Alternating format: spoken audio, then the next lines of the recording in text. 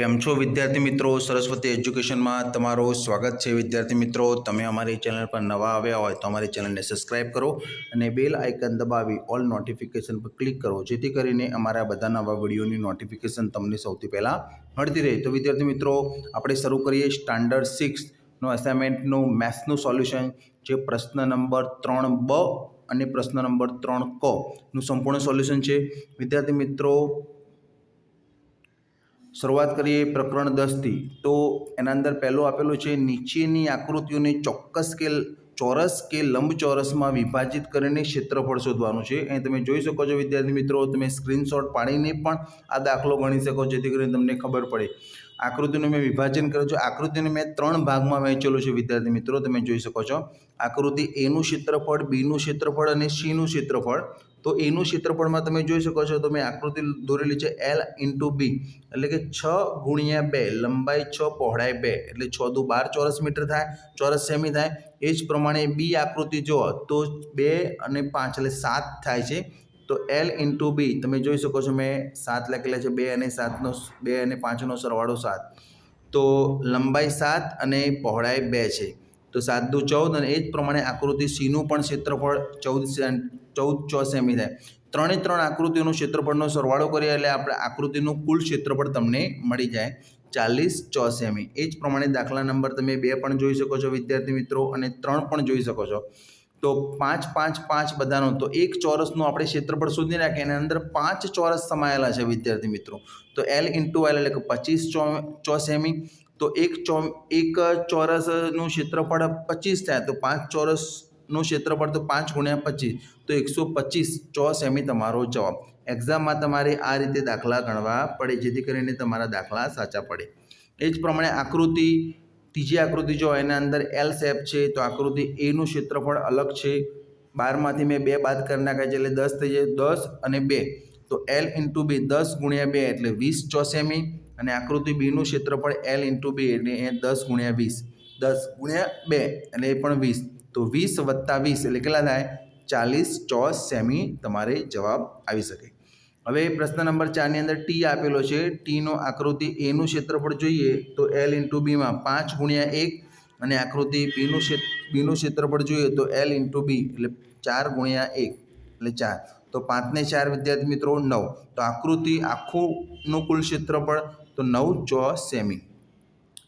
એ જ પ્રમાણે હવે વિદ્યાર્થી મિત્રો પ્રશ્ન નંબર 2ના અંદર દાખલા ગણો. મોસ્ટ આઈએમપી દાખલા છે વિદ્યાર્થી મિત્રો. આ પ્રમાણે ગણશો તો તમને ફટાફટ માર્ક્સ મળી જશે. વિદ્યાર્થી મિત્રો, તમને મારો વિડીયો પસંદ આવે તો તમારા મિત્રોને શેર કરજો, જેથી કરીને એમને પણ દાખલા આવડે. તો પહેલો દાખલો છે તમારે, એમાં લંબચોરસ આપેલું છે અને એના અંદર બનતા કુલ ક્યારા આપણે શોધવાના છે. તો જો જે તમને લંબાઈ આપેલી છે એ મીટરમાં આપેલી છે વિદ્યાર્થી મિત્રો, અને જે ચોરસ ક્યારો આપેલો છે એ સેન્ટીમીટરમાં, સેમીમાં આપેલો છે.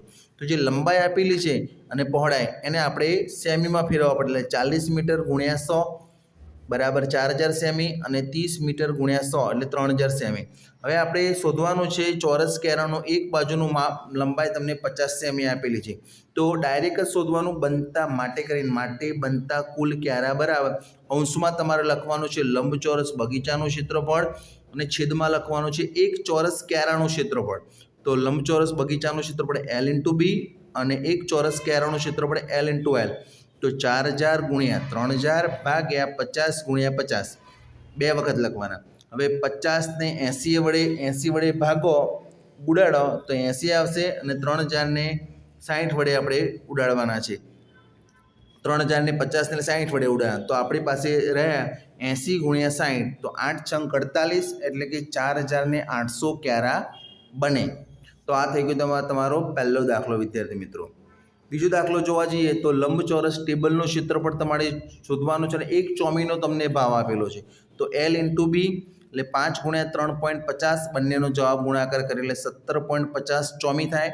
હવે એક ચોમીનો ભાવ તમને 250 રૂપિયા આપેલો છે. તો 17.50 ચોમીનું કેટલું? તો બંનેનો ગુણાકાર કરશો એટલે જવાબ મળશે 4375 રૂપિયા. એ જ પ્રમાણે દાખલા નંબર 3માં ઉપર જે પ્રમાણે દાખલો ગણ્યો પહેલો, એ જ પ્રમાણે જોઈતી કુલ ટાઇલ્સ છે, ચોરસ ટાઇલ્સ.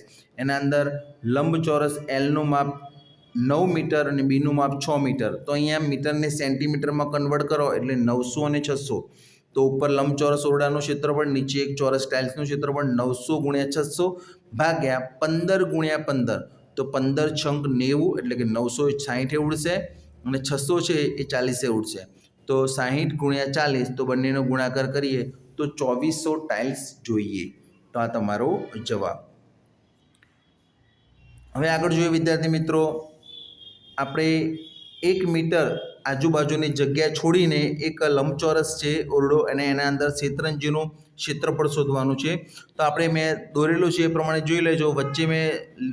વચ્ચે શેતરંજી છે અને આજુબાજુ સામસામે 1 મીટર અને લંબાઈમાં પણ 1 મીટર, પહોળાઈમાં પણ 1 મીટર જગ્યા છોડવાની છે. તો L બરાબર 8 મીટર, B બરાબર 6 મીટર તમને આપેલા છે. ઓકે, હવે 1 મીટર જગ્યા છોડી ઓરડાની લંબાઈ પહેલાં શોધવી પડશે. લંબાઈમાં સામેની લંબાઈ અને પાસેની લંબાઈ બંને લંબાઈમાં 1 મીટર આપણે બાદ કરશું એટલે 2 મીટર બાદ થશે. તો 8 - 2 એટલે 6 મીટર રહેશે. અને 1 મીટર જગ્યા છોડી ઓરડાની પહોળાઈ, એમાં પણ 6માંથી સામસામે 1 મીટર બાદ કરશું એટલે 6માંથી પણ 2 બાદ થશે તો 4 મીટર. હવે આપણે શેતરંજીનું કુલ ક્ષેત્રફળ શોધવાનું છે. જે નવી લંબાઈ અને પહોળાઈ શોધી એનો આપણે ગુણાકાર કરવાનો થશે. તો L × B, તો 6 × 4 એટલે 6 ચોક 24 મીટર તમારો જવાબ મળે.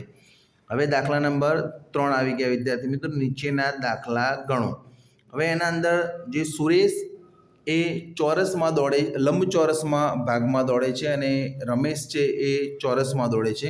તો આપણે પહેલાં સુરેશ દોડ્યો એનો આપણે પરિમિતિ શોધી નાખીએ. તો લંબચોરસની પરિમિતિ શોધીએ તો 2 × લંબાઈ વત્તા પહોળાઈ, તો 2 × 70 એટલે 140 મીટર એ કોણ દોડ્યું? સુરેશ દોડ્યો. જ્યારે રમેશ દોડે છે ચોરસમાં એટલે 4 × 4 એટલે ચોકો 16, તો 140 મીટર. હવે અહીંયા 140 મોટા કે 160 મોટા? 160 મોટા. તો રમેશ વધુ દોડ્યો કહેવાય. કેટલા મીટર વધુ દોડ્યો? તો વધુ દોડ્યો આપણે એવી રીતના કરવાના, 160માંથી 140 માઇનસ કરવાના એટલે 20 મીટર એ રમેશ વધુ દોડ્યો ગણાય. દાખલા નંબર 2 જોવા જઈએ તો વિદ્યાર્થી મિત્રો, એક તમને પંચકોણ આપેલો છે, એ નિયમિત પંચકોણ છે. તો નિયમિત પંચકોણની પરિમિતિ જેની બધી બાજુઓ સરખી હોય તો આપણે એનું સૂત્ર 5 × બાજુની લંબાઈ, તો 5 × 47 તો 235 મીટર થાય. હવે 1 મીટર જે વાડ કરવાનો ખર્ચ છે એ આપણને 170 રૂપિયા આપેલો છે વિદ્યાર્થી મિત્રો. તો માટે 235 મીટર એ કેટલા?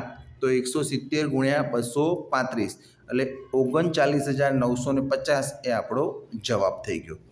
હવે એ જ પ્રમાણે દાખલા નંબર 3 જોઈએ. એમાં પણ જોઈતી કુલ ટાઇલ્સો સિમ્પલ છે. આપણે જે 2 દાખલા ગણ્યા એ જ પ્રમાણે ચોરસ ભોંયતળિયાનું ક્ષેત્રફળ અને એક ચોરસ ટાઇલ્સનું. અહીંયા ભોંયતળિયું પણ ચોરસ છે, ટાઇલ્સ પણ ચોરસ છે એટલે બંનેમાં L × L આવશે.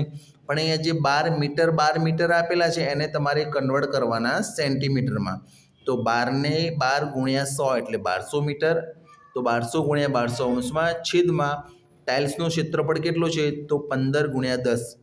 ઓકે, તો 15 એટલે એક ચોરસ ટાઇલ્સ નથી, એ લંબચોરસ ટાઇલ્સ છે વિદ્યાર્થી મિત્રો. અહીંયા ચોરસ લખાઈ ગયું છે, તમે લંબચોરસ લખજો બરાબર. 15 × 8 120 અને 120 × 10 એટલે કેટલા આવશે? 1200. તો 120 ઉડશે. તો 80 × 120 એટલે કે 12 × 8 = 96 એટલે 9600 ટાઇલ્સ એ આપણને જરૂર પડે. હવે વિદ્યાર્થી મિત્રો આવે છે દાખલા નંબર 4. લંબચોરસ ઓરડો છે એના અંદર ચોરસ શેતરંજીનું આપણે ક્ષેત્રફળ જોવાનું છે અને એ બાદ કરતાં શેતરંજી પાથર્યા સિવાયના ભાગનું આપણે ક્ષેત્રફળ શોધવાનું છે. તો ઓરડાનું ક્ષેત્રફળ 8 અને પહોળાઈ છે 6, તો 8 છંક 6 સિત્તા વિદ્યાર્થી મિત્રો, સોરી અહીંયા 7 આપેલો છે, મેં ભૂલથી 8 મીટર લખી નાખ્યું છે, 7 મીટર લખવાનું છે. એટલે 7 × 6 મીટર એટલે 6 સિત્તા કેટલા થશે? 42 6 મીટર થશે વિદ્યાર્થી મિત્રો. ચોરસ શેતરંજીનું ક્ષેત્રફળ તમને આપેલું છે 2 મીટર આપેલું છે, તો 2 દુ 4 ચોમી થાય. હવે શેતરંજી પાથર્યા સિવાયના ભાગનું ક્ષેત્રફળ આપણે શોધવાનું છે. તો 42માંથી 4 ચોમી બાદ કરો એટલે 48 ચોમી તમારો જવાબ. આ ખાલી સુધાર દેજો વિદ્યાર્થી મિત્રો. L બરાબર 7 મીટર, 8 મીટર નહીં. ઓકે, ચલો હવે આવે છે પ્રશ્ન ક આવ્યો. અહીંયા બ પૂરો થઈ ગયો અને ક ની શરૂઆત કરીએ. નીચેના દાખલા ગણો. હવે એના અંદર તમને ટોટલ દોરી આપેલી છે અને એમાંથી 9.65 મીટરની દોરી કાપી લેવાની છે, તો બાદબાકી થશે. એમાંથી દોરી કાપી લેવાની છે એટલે બાદબાકી. તમે બાદબાકીનો મેં દાખલો ગણેલો છે, તમે જોઈ શકો છો. અને બાદબાકી તમને આવડે જ છે વિદ્યાર્થી મિત્રો। એ જ પ્રમાણે 10 ગ્રામ સોનું હતું, એમાંથી 7.345 ગ્રામનું વીંટી બનાવી સોનામાંથી, તો બાકી સોનું કેટલું રહ્યું? તો 2.655 ગ્રામ સોનું બાકી રહ્યું। એ જ પ્રમાણે દાખલા નંબર 3 જોવા જઈએ વિદ્યાર્થી મિત્રો, તો કિગ્રા કુલ ખાંડ હતી અને એમાં 3.765 કિગ્રા ખાંડ વપરાઈ ગઈ, એટલે કે વાપરી નાખી। તો કેટલી બાકી રહી? તો 5.235 કિગ્રા ખાંડ બાકી રહી। છેલ્લું જોવા જઈએ તો વિદ્યાર્થી મિત્રો 15 લીટર દૂધ હતું, એમાંથી કેટલું વપરાઈ ગયું? તો 7.275 લીટર દૂધ વપરાઈ ગયું। તો બાકી કેટલું રહ્યું? તો 7.725 લીટર દૂધ બાકી રહ્યું। તો વિદ્યાર્થી મિત્રો આ હતો પ્રશ્ન નંબર 3નો ક અને પ્રશ્ન નંબર 3નો બ। તો વિદ્યાર્થી મિત્રો તમને મારો વિડીયો પસંદ આવ્યો તો તમારા મિત્રોને શેર કરજો અને મારી ચેનલને સબસ્ક્રાઈબ કરવાનું બિલકુલ ભૂલતા નહીં। તો ઓકે વિદ્યાર્થી મિત્રો, આજે આટલે સુધી જ। Thanks for watching video. તમે અમારી ચેનલ પર નવા આવ્યા હો તો અમારી ચેનલને સબસ્ક્રાઈબ કરો અને બેલ આઇકન દબાવી ઓલ નોટિફિકેશન પર ક્લિક કરો, જેથી કરીને અમારા બધા નવા વિડીયોની નોટિફિકેશન તમને સૌથી પહેલાં મળતી રહે।